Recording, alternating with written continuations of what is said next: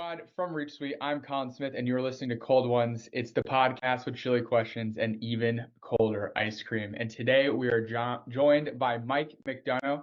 You know him as the head of financial services here at SOCi, surviving and thriving as a sales leader at ZoomInfo, and through his affiliation with the Hingham, Mass. Fire Department. Thank you for your service. I hope I pronounced that correctly also.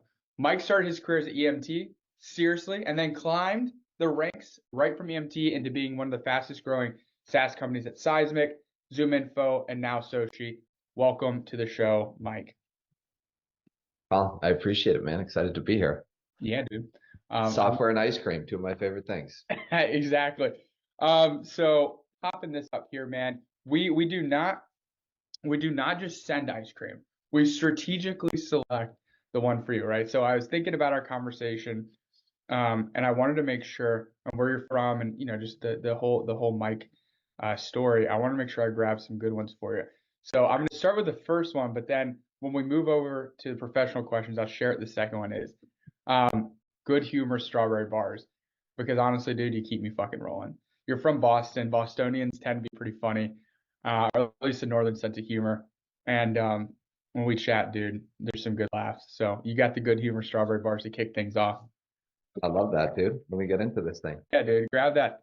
Dude, see, did you have those at your school, like growing up? 100%. I'm still not gonna lie, I still go get some from time to time. I love these things. They're good, right? So good. So good. All right, so we're gonna kick things off with some rapid fire. We'll start with personal, and then we'll get to ice cream number 2, which is professional. Good with you? Good with me, brother. All right, Mike. Morning person or night owl? A recovering night owl is what I'll call it. So I've become a morning person, I'd say, over the last probably year, with a focus on just trying to get to bed early and get up early in the morning. But I don't think there's anything wrong with either one. And I'm in sales, so sometimes I'm both, dude. End of quarter, I'm a night owl and an early riser for certain times of the year. A friend of mine was telling me, it was actually literally last night, that like being an early morning person versus night owl is like biological, and you shouldn't try and fight it. Like now you have kids, you have to get up early, get them to school and stuff. Sure. But like, I wonder if it's just like some people are born this way, others are born. Dude, you just polished that off quick. My man's not joking. Ice cream expert. All right, what kind of car are you whipping, Mike? We got 2 cars, the minivan. The 2022 Toyota Sienna, and I'm not gonna lie, I love it. A hybrid. It's got my captain's chair, and that's great. And then our other car is a 2015 Nissan Rogue. That's kind of my car to bomb around in and kind of run errands in, and that's it, dude. I'm not a fancy car guy at all. Does the captain's chair swivel? No, that would be sick if it did, but it's got like plenty of space, and with my background as a firefighter, I like kind of having a big seat, and it feels, I mean, it's not a fire truck, but it's still a minivan, but it's pretty cool. It would be sick. That would be sick. Yeah. So the solo chair, you're on the highway, and one of your kids talks a little smack, you sort of, hey, hey, don't make me run us off this bridge. For sure. All right, so beach or mountains? I love them both, but if I got to make a choice, it's the beach. There's just something about, I grew up in and around the ocean, going to the ocean. There's something just like very, very special about it. But I do love the mountains as well. But like, if I got to pick, it's definitely the ocean. I couldn't live without the ocean. Yeah. No growing up at the beach, I feel that way too. Where do y'all Bostonians, Cape Cod? Yeah, so I live in the suburbs of Boston, south of Boston. And I'm kind of like located, if Boston's here and Cape Cod's here, like I'm right in between, so I can get to Cape Cod in 45 minutes. But there's also some down in the South Shore, there's some really good local beaches as well. Yeah, the Cape, I've never been, but heard it's beautiful, but I'm sure it's kind of commercialized because everyone knows about it, right? Yeah, like if you go 4th of July, go in August, it can be pretty crowded. Lots of good restaurants, but lots of bad ones that just like do well because it's touristy, you know what I mean? But if you catch Cape Cod after Labor Day before it gets too cold, it's unbelievable because like a lot of the shops are still open, the traffic is down. It's a great time of year to go there. Yeah, I gotta visit. My mom and I are doing a Portland, Maine trip soon, so maybe we can stop in. Portland rules, dude. I don't know if you've ever been there. It's an Never amazing been. city. You're gonna love Dude, it. Unbelievable city. the New England area for some reason is like my least explored. I've been to Boston for work a ton, flying to Logan and stuff. I've been to Rhode Island once. But that's it, dude. That's it. Yeah, Should I would say like Vermont, New Hampshire, and Maine. There's so much. Burlington, Vermont's unbelievable, man. Portland, Maine, Portsmouth, New Hampshire. There's a ton to see. Like people think Boston, they think Massachusetts, well, New England, they think Yeah, Boston, they think Massachusetts, but like I did strategically didn't mention Connecticut, but like everything else is pretty good up here. I have been in Connecticut. Yeah, we don't talk about that another time. Um, Fair. Switching gears, this one is usually that's where I stop my personal questions, but this one I think is you can't have this interview without asking. You have ice cream expert on your LinkedIn. In fact, Self-proclaimed. Yep. yeah, well, we don't have to then. I'll You saw what I just did to this, so I yeah. definitely like my ice cream. And I have to give John Thaxton a shout out for connecting us. So self-proclaimed ice cream expert, you got to tell me what's the backstory there? How did you get that on your LinkedIn? Yeah, so I've always really, really enjoyed ice cream. But I took it to a new level. So I don't have a lot of anonymity, is the right word, in my alcoholism. A lot of folks do, and that's fine, no judgment. For me, 2017, September 2017 is when I finally decided I need to put the booze down. And like anything, you got to replace a bad habit with some other habit. I could have done health and wellness, and I've done a little of that, but um, for whatever reason, I switched to ice cream. So I started rewarding myself at the end of every day, just a little bit of ice cream for not drinking. And I kind of just kept it going. And then in 2020, it screwed everything up because like building good habits and not drinking, like you build up a routine, and all of a sudden it was like, hey, you're locked in your house, you can't go do these things and go to these places. So that's when I leaned in really hard to the ice cream. And I actually, my claim to fame was over 100 days going to the same place, JC's Dairy, right here in Hanover. Shout out JC's, and got the same almost every time the same exact soft serve ice cream, which was a coffee pistachio mix. That was unbelievable. I'd get the large, I'd dominate that thing. And that was my way of celebrating and going another day without drinking. So that's really where it came from. That's cool. Yeah, yeah. Cool, man. That's cool. Well, thank you. Thanks for sharing that, being vulnerable. I think that's a fun thing about, or maybe not fun. That's the cool thing about having these conversations, man. Is you get to learn things about folks, and so appreciate your courage to share that. And also, congratulations. 100%. How long has it been? 5 years, it sounds like. 6 years. 2000. We'll be coming up in 7 years here in September this year. So like six plus now. Yep. A big deal. Well, 7 years. It We'll is. have to send some. What, one day at a time, brother. Yeah, for sure. But it's going well. Best thing I ever did. No doubt. All right, so we're switching gears from ice cream Hmm. one to ice cream two, and also you brought some private stock. You said. I did, sir. I did. Yeah. Can we show off?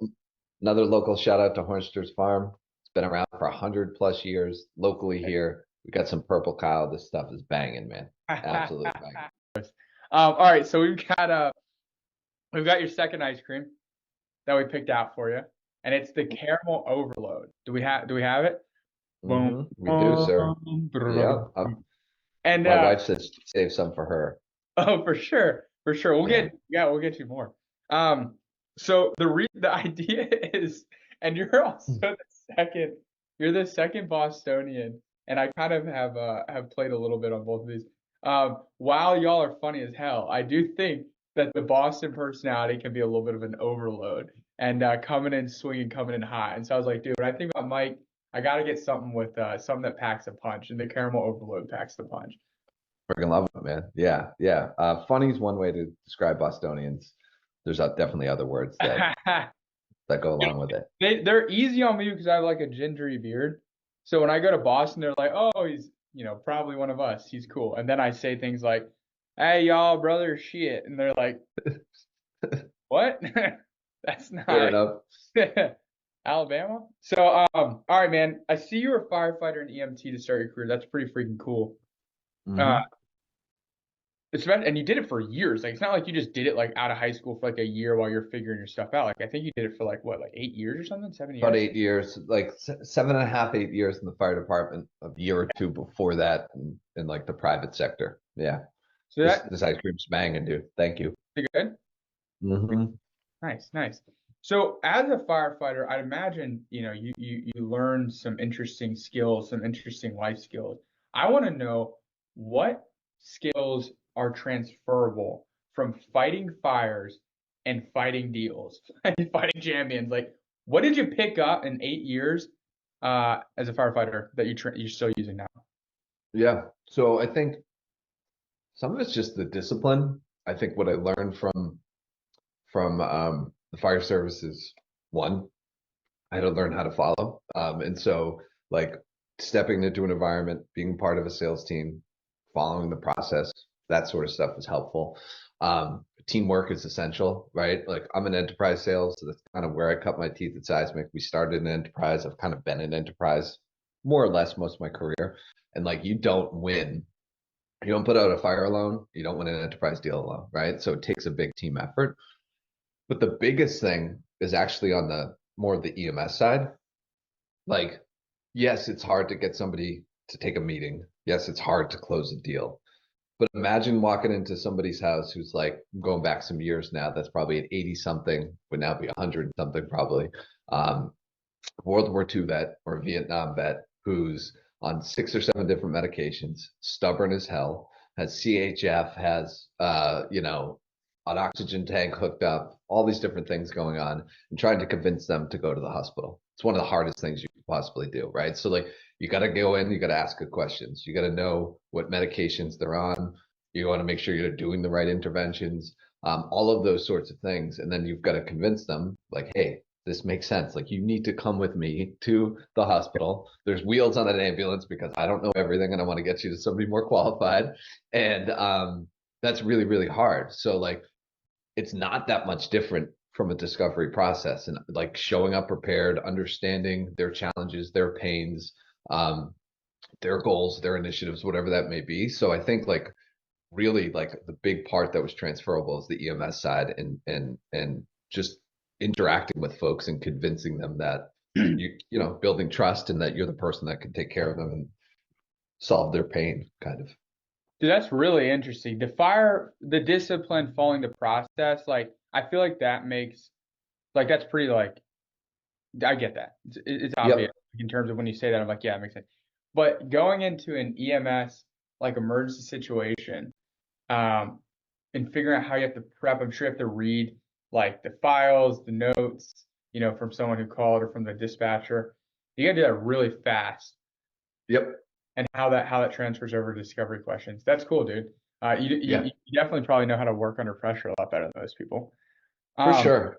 Well, it's also too, dude, like if I and I'm competitive as all hell. I love winning deals. I love hitting my numbers. I like making money and all that stuff. But it's like I don't know. Like I think uh, when you do and like I'm not this like hero. I don't mean it that way. But when you've been in situations where that are pretty intense, and there's plenty of days at the firehouse where I was cooking chili, shooting hoops, and hanging out with the yeah, team, right? But when you deal with life or death enough times over the course of your career, you can take a step back. And I remind myself of this all the time. Like nobody's dying here, dude.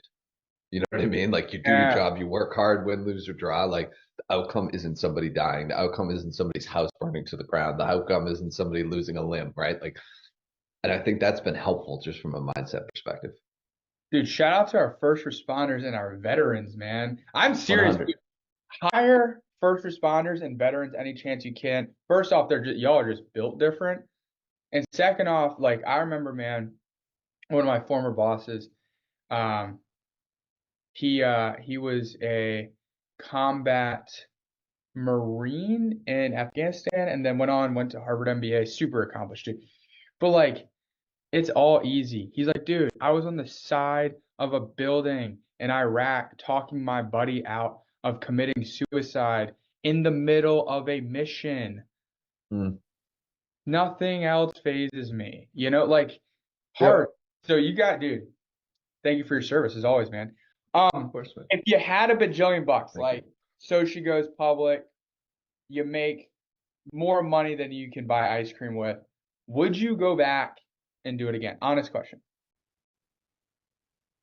Back to the fire service? Are you asking, or I'm sorry, go back to what? Oh yeah, go back to being in EMS or go back to firefighting. 100%, dude. Like, I don't know. Although I've been exercising lately and getting into better shape. The reason I left is a couple of like just back injuries that like I wasn't going to have much of a career there. And so, and I'm grateful for the transition and all that sort of stuff. But like, I'm a mission driven person. I love people. I love solving problems. I like helping. I like making an impact. So yeah, money aside, like I'd love to be a volunteer firefighter, at least be the one driving the truck, operating the pump. And I still think I got at least one more fire in me. But that's just the competitor in me, you know? I got one more. Do you remember? Yeah. I was gonna say, what do you remember the last fire? Like, did you know it was gonna be the last one, or no? It just didn't kind of like. No, I can remember the last fire just because that's when I had my initial back injury. So it's pretty clear. But yeah, I didn't know it was going to be my last one. And they usually don't, right? Or I don't know. All right. So, what do you want to talk? Wildest prospecting technique, or biggest competitive deal you won? Which one do you prefer? Let's talk biggest competitive deal, and I'll even go to like when I was in IC because it's one Yeah, I'm super proud of. yeah, yeah, yeah. Walk us Not, through as much as you're yeah, comfortable, the biggest competitive steal, and specifically like think about like people are listening to this and they want to know they're probably a competitive deal right now. They're like, yep, can I channel from the MM to get this thing done? yeah. So for me, it's going back to 20, I believe it was 17, maybe it was 16. Um, it was 2017. It was my second year in enterprise sales as an individual contributor. I got General Electric on my list of accounts, and it's just like an iconic logo, all American kind of iconic logo. And we needed to go win that deal. Like it was in my brain, in my head, we need to go do this. I had a world class SDR and account and an ABM manager. Shout out to both Zach and Will Quigley, who have gone on to do bigger things than myself. And it all started with, I could go on forever about this deal, but like this is when I kind of grew up in my sales career. So it was really like, I was slinging and product and feature selling a lot before then. And this was like, I got to take a step back and understand this company's business, the value that we can create for them. There was at the time, our biggest competitor was already in place with them. And so it was like this really big moment for me. And so we researched the entire company. I mean, hours and hours and hours of work, mapping out the entire, at that time, they're broken off now to three different publicly traded companies, but there was healthcare, there was oil and gas, there was um, power services, there was Baker Hughes that they acquired. So like, who are all the people that are going to care and how are we going to get to all these different folks? So I think we got, no joke, somewhere between 35 to 50 meetings, all kind of discovery in nature from, somebody that would be a user of the platform all the ways up to the C-suite. So yo-yo selling, if you will, kind of going up and down, trying to figure out who's who in the zoo there. We wound up closing with GE Power. It was a 3-year, $1.2 million deal, I believe is what it was. But for me at that time, it was pretty big and massive. So that was over 4 years, so 400 ARR. But that also, and it took a while, but then it got us in. And so the next one was with Baker Hughes, and we got them on the phone, and they were like, "We got 50 days, or I think it was 90 days before our contract's up with that same competitor. We're not too happy.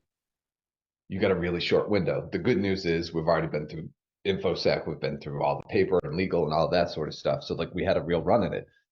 Put together a mutual engagement plan, was like, all right, this is how we're going to do it over the next 45 days. If over the next 45 days we can prove it out to you, will you go with us?" And really important to say we were at the SVP level, somebody that owned the budget. It's like, yeah, we want to make a run at this in the next 45 days. Let's do it. So I pretty much lived in Houston for about a month and a half, flew in my whole team from implementation, professional services, sales engineers, executives.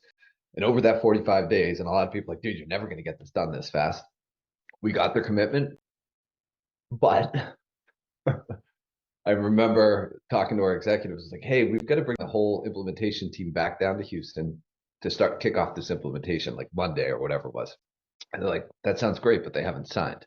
And I was like, I know, but they will. You have my word. We're going to go down there and we're going to go implement this customer. And like, well, dude, if you go down there and we start kicking off how we're going to implement them and start that whole, not actually getting the product installed, but like the things they needed to do, make sure we're kicking everything off, like basically like putting I don't want to say my job on the line, but maybe a little bit there, right? Yeah. And so, but I knew I had a great champion. They were just doing some final paperwork stuff.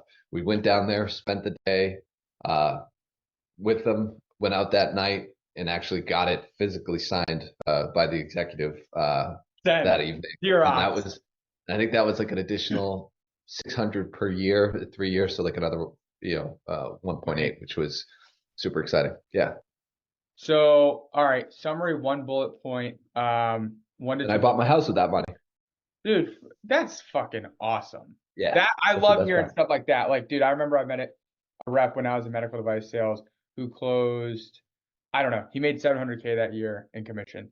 And he was like, I just put all 4 of my kids through college. I just literally opened up account. That's cool, man. You bought your house. Like, that's where you see, man, it's selling, but it changes people's lives from time to time. 100%. 1 to 2 bullet points going into an enterprise competitive deal. What is the most important, like, Mike, fucking that? It sounds like mapping and stuff like that, but I want to know. It's team selling, Mm-hmm. multi-threaded. And what I mean by multi-threaded is not like, am I just talking to 10 different people, but like, have I aligned one of my technical resources with one of theirs? Have I aligned my C-suite with their C-suite, right? Like, is my direct manager, or in this case now I'm a manager, am I aligned with the right person on their side? And are we also multi-threading internally, making sure that everybody realizes what this deal is, what the expectations are, what everybody's roles are? So to me, the enterprise seller is the quarterback. They've got to figure out who's who in the zoo, who we're going to connect together, and like, don't go out and try to lone wolf deals as an enterprise seller. If you do that and lose, you're in a lot of trouble. But if you do it right, you're more likely to win. But if you lose, you can also be like, you were all with me on that shit, right? Like, we lost it together. Right. So I think that's important. And then the last piece is like big game changer for me. And I continue to develop this, is continuing to sharpen my business acumen. Like, you go up market, it's not about like, hey, look how cool this is and how quick I can implement you and discount to close. It's very much about mapping to their strategic priorities, reading through their 10Ks, having a point of view. And it's got to be more about, if you're selling a tool that helps with revenue leakage or lead generation, or I don't know the security well. I'm in the go-to-market space, but like, it's really got to align to something they care about that solves a business problem, instead of just like, look how cool my product is. Do you want to buy it? Yeah, right. Especially in this economy. Yeah. Helpful multi-threading and aligning your solution to like a 10K, like I'm not talking OKRs, I'm talking O's. Mm-hmm. Like, I want top level O, not a KR. A KR is great, but like when you think about your success, I ask, end the conversation with this question. When you think about your success, what do you attribute it to? Luck or hard work? Both. 100% both. Like, I think sometimes you can get lucky, which I did, right? Like, I came off the street as a firefighter at the age of 32, became a BDR, where like my cohort was all 10 years younger than me, and I didn't know anything, like nothing, dude. Like, I was almost anti-technology, to be honest with you. And so, like, the fire service, you put the wet stuff on the hot stuff. Now they're talking about SFDC and all this. I don't even know what any of these abbreviations mean, man, right? And so, where the luck game is joining Seismic at an early stage, having incredible mentors and teammates that were just like, for no other reason, they were good people. We're like, we're not going to let this dude fail. And so a number of people invested heavily in me, continue to be honest with you. But like, to see these smart people care about me and be like, thought higher of me than I did it myself at that point, was incredibly massive. And then at that time, Seismic was a sub $5 million company. By the time I left, we were over 200 million. And that was a bit of luck. Not that we did that, but that I joined a company. I could Yeah. have joined some other company that didn't do well, got laid off within 9 months, no matter how hard I worked. Um, and my sales career could have been over, and who knows what I'd be doing now. So, but with that said, you can guarantee you when I got that opportunity, I maximized the hell out of it. I was up a couple hours earlier before anybody else because I was behind them from a knowledge gap. I stayed up later than them. I consumed myself in the SaaS world to the point of like psychotic. And so it's hard for me to compliment myself, but I made the best use of that luck by working really, really hard. Yeah, yeah. It's the opportunity or preparation meets opportunity. Put You a mentioned serious dent in this, by the way, too, dude. save some for your wife, Mike. Come on. I will. Hey, you mentioned a mentor at Seismic. Seismic's near and dear to our heart. They're someone that we work very closely with. Anyone that you want to shout out? Doesn't matter, and it So doesn't many. mean that they're still at Seismic. Just So Ed Calnan right out of the jump, who I'm working for again today. Um, Rob Farden, who's actually now at SOCi as well, which is fantastic to see him back. Chris Lynch, Doug Winter, um, Jeff McDonough, who's my brother, who ran the inside sales team, who introduced me to Ed, Mike Perkins, Connor. I mean, I could name a million different people that just were instrumental in my development because it was great teamwork and like it was a team effort. They got me from a knucklehead firefighter that knew nothing to somebody that's gotten okay at their job, you know. yeah, yeah, I'd say so. You did mention an ABM manager in SDR. Who is that? Will Quigley, who's now a VP or an RVP over there at Seismic, and then Zach McCauley, who left the marketing world and is now in sales. I'm drawing a blank on the place he's at, but it's in the fintech space. And he's a killer. So big shout out to both of them. Nice, man. That's what we're about here at Cold Ones, bringing people together. I Um, love it, man. you made it, dude. No brain freezes yet, although most people would have one with the pastry eating ice cream.